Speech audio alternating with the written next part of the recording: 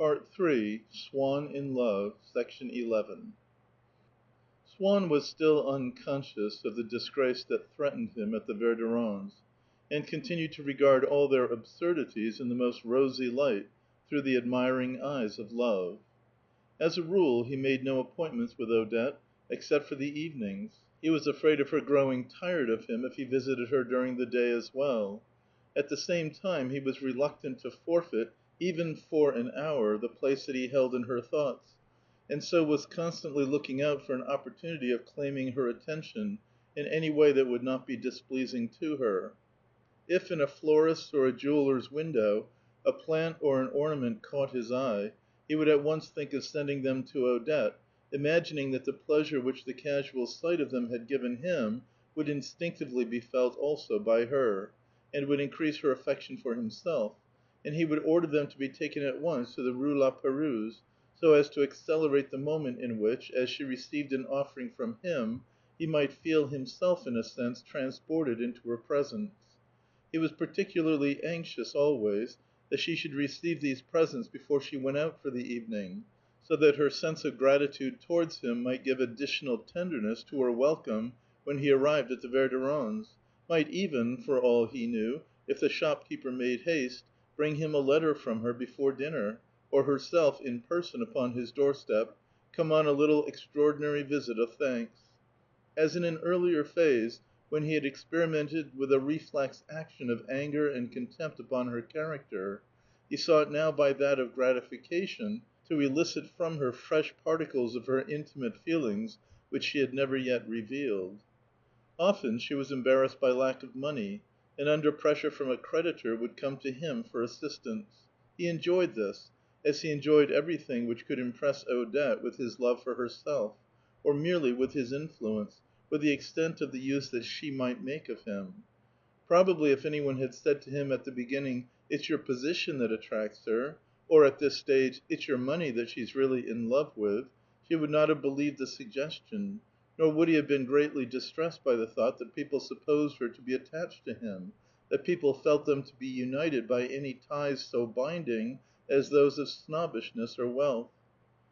But even if he had accepted the possibility, it might not have caused him any suffering to discover that Odette's love for him was based on a foundation more lasting than mere affection, or any attractive qualities which she might have found in him, on a sound commercial interest, an interest which would postpone forever the fatal day on which she might be tempted to bring their relations to an end.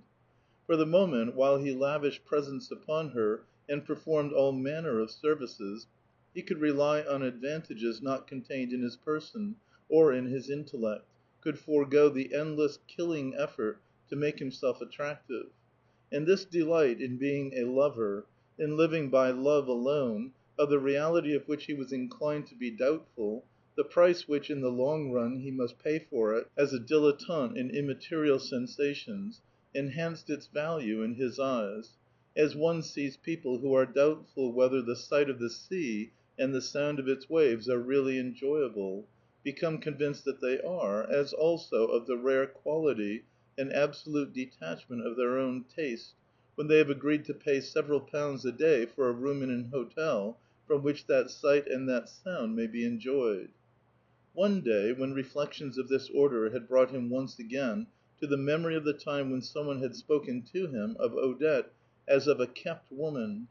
and when, once again, he had amused himself with contrasting that strange personification, the kept woman, an iridescent mixture of unknown and demoniacal qualities, embroidered, as in some fantasy of Gustave Moreau, with poison-dripping flowers, interwoven with precious jewels, with that Odette upon whose face he had watched the passage of the same expressions of pity for a sufferer, resentment of an act of injustice, gratitude for an act of kindness, which he had seen in earlier days on his own mother's face, and on the faces of friends; that Odette, whose conversation had so frequently turned on the things that he himself knew better than any one, his collections, his room, his old servant, his banker, who kept all his title deeds and bonds, the thought of the banker reminded him that he must call on him shortly to draw some money.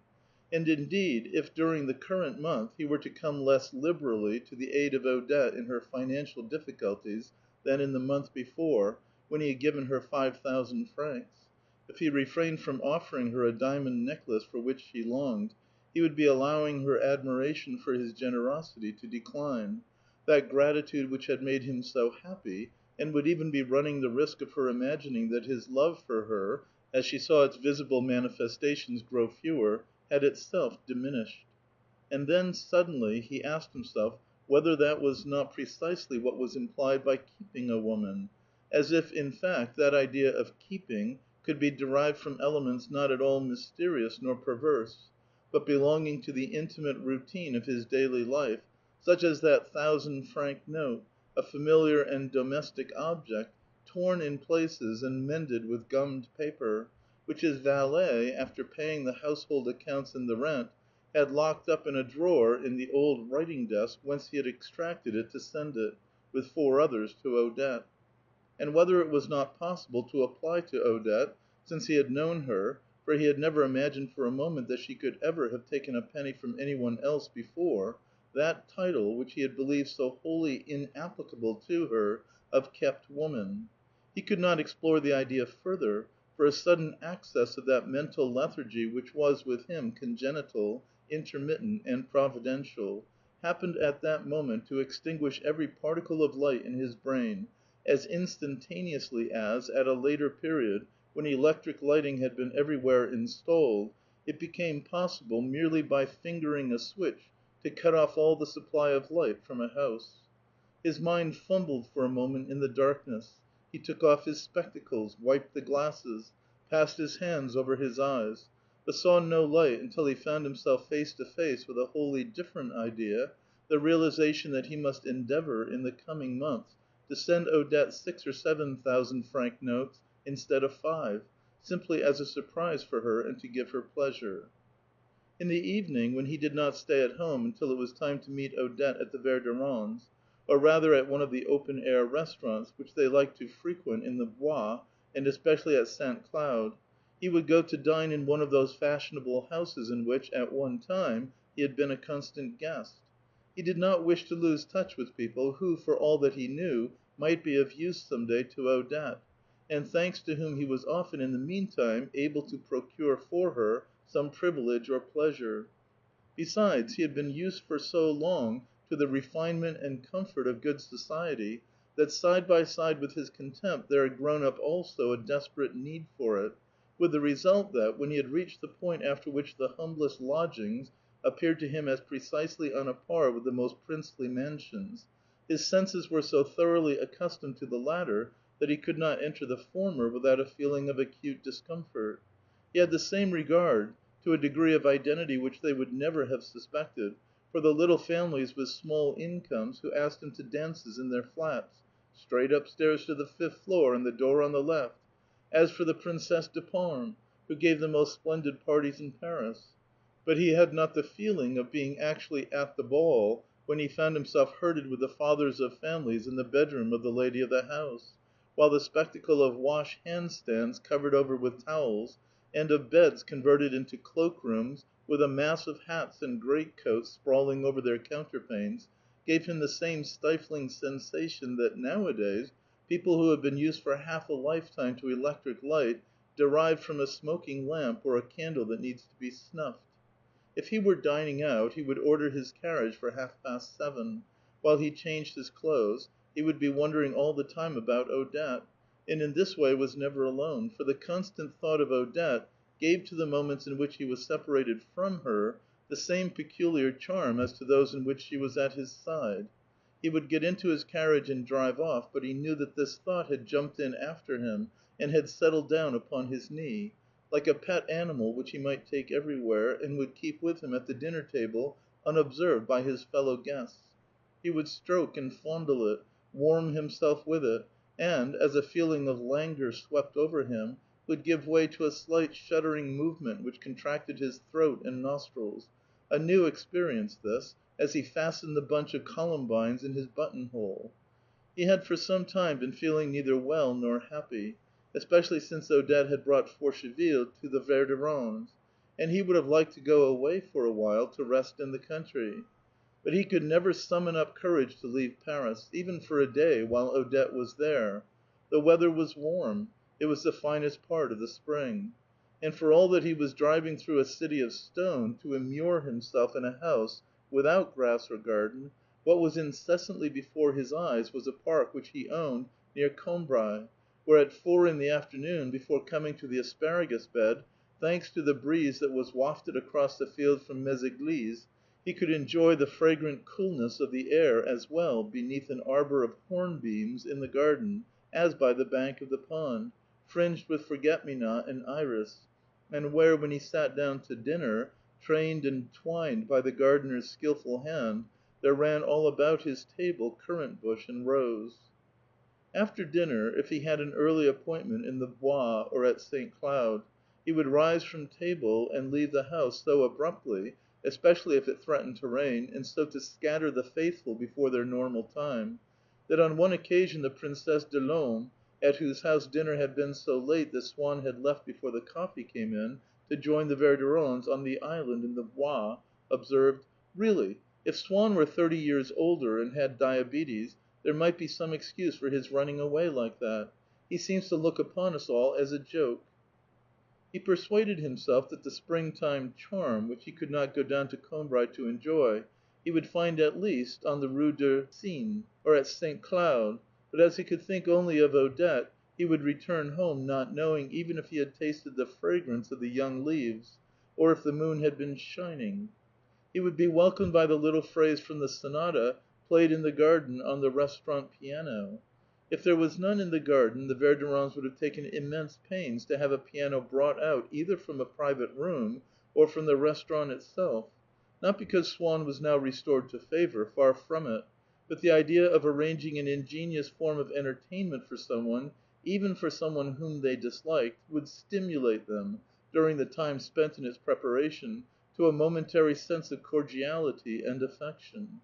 Now and then he would remind himself that another fine spring evening was drawing to a close, and would force himself to notice the trees and the sky. But the state of excitement into which Odette's presence never failed to throw him, added to a feverish ailment which, for some time now, had scarcely left him, robbed him of that sense of quiet and comfort which is an indispensable background to the impressions that we derive from nature. One evening, when Swann had consented to dine with the Verderons, and had mentioned during dinner that he had to attend, next day, the annual banquet of an old comrades' association, Odette had at once exclaimed across the table, in front of every one, in front of Forcheville, who was now one of the faithful, in front of the painter, in front of Cottard, "Yes, I know, you have your banquet to-morrow. I shan't see you then till I get home. Don't be too late."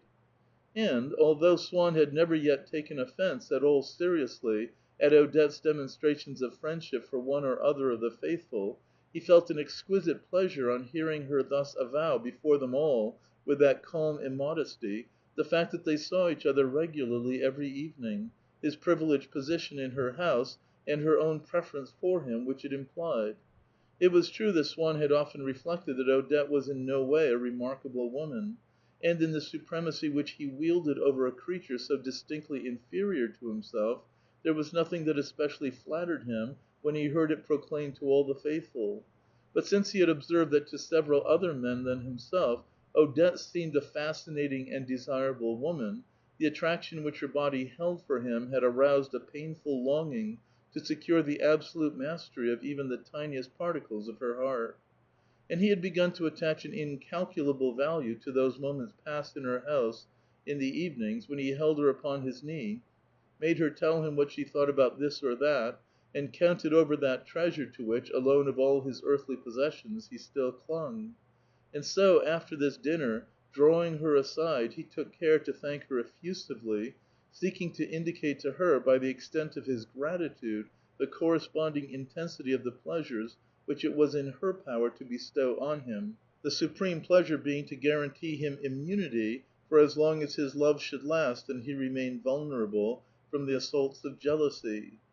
When he came away from his banquet the next evening, it was pouring rain, and he had nothing but his victoria. A friend offered to take him home in a closed carriage, and as Odette, by the fact of her having invited him to come, had given him an assurance that she was expecting no one else, he could, with a quiet mind and an untroubled heart, rather than set off thus in the rain, have gone home and to bed. But perhaps, if she saw that he seemed not to adhere to his resolution to end every evening without exception in her company, she might grow careless, and fail to keep free for him just the one evening on which he particularly desired it. It was after 11 when he reached her door, and as he made his apology for having been unable to come away earlier, she complained that it was indeed very late. The storm had made her unwell, her head ached, and she warned him that she would not let him stay longer than half an hour; then at midnight she would send him away. A little while later she felt tired and wished to sleep. "No Catellia then to night?" he asked. "And I've been looking forward so to a nice little Catellia." But she was irresponsive, saying nervously, "No, dear, no Catellia to night. Can't you see I'm not well?" "It might have done you good, but I won't bother you." She begged him to put out the light before he went. He drew the curtains close round her bed and left her. But, when he was in his own house again, the idea suddenly struck him that perhaps Odette was expecting some one else that evening, that she had merely pretended to be tired, that she had asked him to put the light out only so that he should suppose that she was going to sleep, that the moment he had left the house she had lighted it again, and had reopened her door to the stranger who was to be her guest for the night. He looked at his watch. It was about an hour and a half since he had left her. He went out, took a cab, and stopped it close to her house, in a little street running at right angles to that other street, which lay at the back of her house, and along which he used to go sometimes to tap upon her bedroom window, for her to let him in. He left his cab. The streets were all deserted and dark. He walked a few yards and came out almost opposite her house. Amid the glimmering blackness of all the row of windows, the lights in which had long since been put out, he saw one, and only one, from which overflowed, between the slats of its shutters, dosed like a wine press over its mysterious golden juice, the light that filled the room within, a light which on so many evenings, as soon as he saw it, far off, as he turned into the street, had rejoiced his heart with its message, "She is there, expecting you," and now tortured him with, "She is there, with the man she was expecting." He must know who. He tiptoed along by the wall until he reached the window, but between the slanting bars of the shutters he could see nothing. He could hear only, in the silence of the night, the murmur of conversation. What agony he suffered as he watched that light, in whose golden atmosphere were moving, behind the closed sash, the unseen and detested pair, as he listened to that murmur which revealed the presence of the man who had crept in after his own departure, the perfidy of Odette, and the pleasures which she was at that moment tasting with the stranger. And yet he was not sorry that he had come. The torment which had forced him to leave his own house had lost its sharpness when it lost its uncertainty, now that Odette's other life, of which he had had at that first moment a sudden helpless suspicion, was definitely there, almost within his grasp, before his eyes, in the full glare of the lamplight, caught and kept there, an unwitting prisoner, in that room into which, when he would, he might force his way to surprise and seize it. Or rather, he would tap upon the shutters, as he had often done when he had come there very late, and by that signal Odette would at least learn that he knew, that he had seen the light and had heard the voices, while he himself, who a moment ago had been picturing her as laughing at him, as sharing with that other the knowledge of how effectively he had been tricked, now it was he that saw them, confident and persistent in their error, tricked and trapped by none other than himself, whom they believed to be a mile away, but who was there in person, there with a plan, there with the knowledge that he was going in another minute to tap upon the shutter. And perhaps what he felt, almost an agreeable feeling, at that moment, was something more than relief at the solution of a doubt, at the soothing of a pain, was an intellectual pleasure.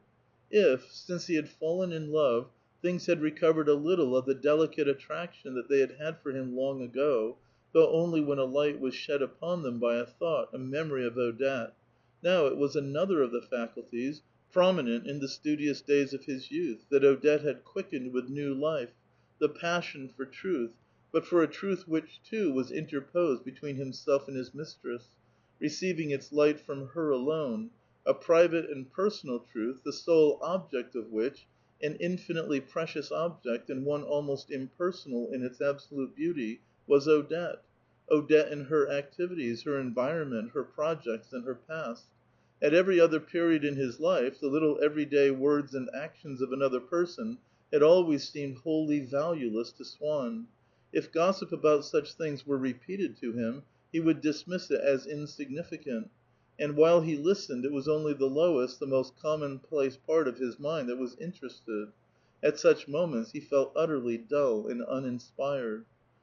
But in this strange phase of love, the personality of another person becomes so enlarged, so deepened, that the curiosity which he could now feel aroused in himself to know the least details of a woman's daily occupation was the same thirst for knowledge with which he had once studied history. And all manner of actions from which until now he would have recoiled in shame, such as spying, to night, outside a window, to-morrow, for all he knew, putting adroitly provocative questions to casual witnesses, bribing servants, listening at doors, seemed to him now to be precisely on a level with the deciphering of manuscripts, the weighing of evidence, the interpretation of old monuments, that was to say, so many different methods of scientific investigation, each one having a definite intellectual value and being legitimately employable in the search for truth. End of part 3, section 12.